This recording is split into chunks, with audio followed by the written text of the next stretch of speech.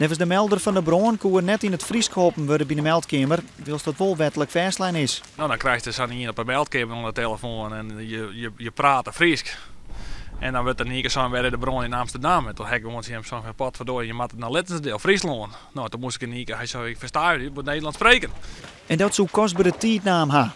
De veiligheidsregio Friesland had onderzoek die in het geval. Het blijkt dat de benamenbetierzing wie oer het plak, Bozem, omdat ze bij de meldkamer in Drachten Bolzert verstien. Als je via je 06-nummer 112 belt, dan kom je in Driebergen terecht.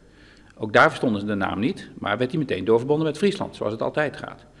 Dus het is eigenlijk allemaal volgens de regels van de kunst verlopen. Een communicatieprobleem over de naam van de plaats vindt ook plaats in Zuid-Holland en in Groningen en overal. Heeft niks met taal te maken. En wordt altijd snel opgelost, want daar zijn centralisten in getraind.